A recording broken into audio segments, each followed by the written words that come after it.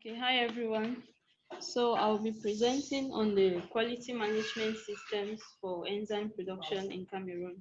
So I'm sure by the end of this presentation, this is going to answer a question which some people put in the breakout session about contextualizing quality management systems.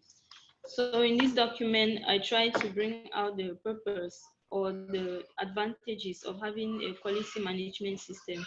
So this document provides a framework to aid local enzyme manufacturers to assess their already planned or existing documents describing the methods they use in producing, in testing, and also in controlling the manufacture of their enzymes. So all this can be described as quality assurance.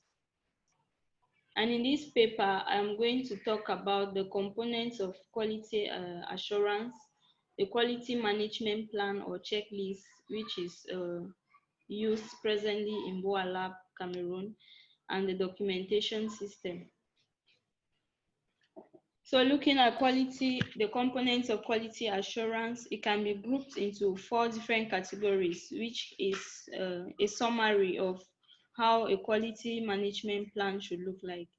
So first of all, you have to plan, where you talk about your objective, or you set and define objectives and policies. And also you define processes which will be used in order to attain the set objectives.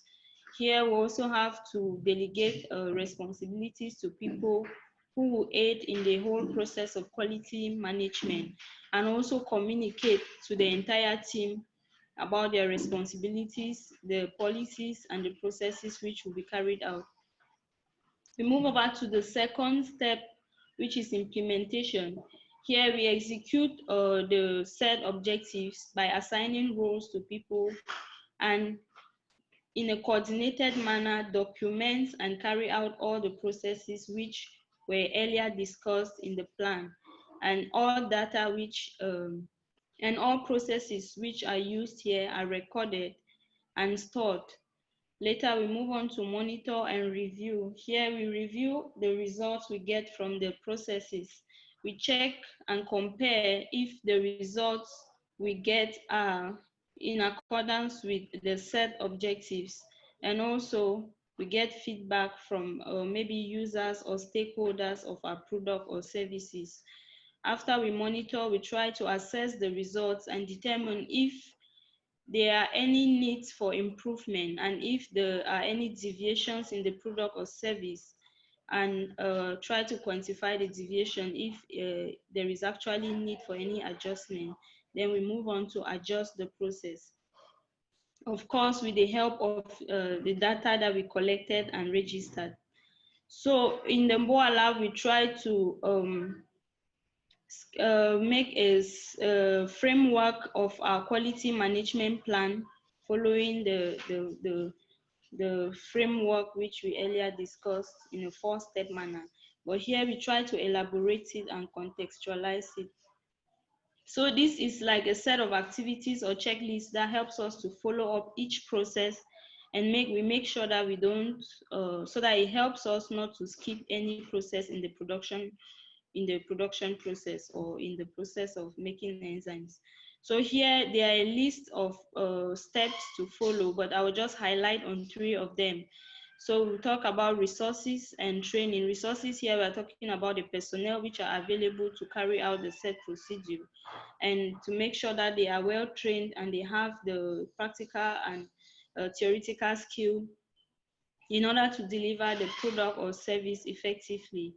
And also we'll talk about the purchase of materials. It is important that when purchasing materials, we control their source, to make sure that where we get materials from, our starting materials, they are of good quality and also always available, so that the desired product quality will also be achieved. We'll move down to checking occurrence management. Here we talk about deviations in the product, and make sure that our deviations are controlled or managed. Here we will have to delegate people who will be responsible for managing control. So in order to be able to improve on our processes, which is a very important aspect, improvement, because no matter how good a service or product is, there is always need for improvement. We will always have to use data which has earlier been recorded. So we came up with a list and a template for all SOPs used in the production process, in the production of enzymes. So here I just illustrated the production of cellular reagent and a template for it. So we have the SOP number for the particular process, the title, the person who writes the SOP, a reviewer, an authorizer, and also we have components in it like the purpose, why is this procedure written, and the scope. Here we talk about where the procedure can be applied or how can it be applied, and responsibilities, who can carry out these procedures, and the list goes on up to describing the procedure or method itself in a step-by-step and a very understandable manner. And for each SOP, there's also need for a checklist or a record form, data record form. This form helps to be able to check that all the reagents or equipment needed for a particular process or procedure are in place, functional, and ready to be used. Thank you.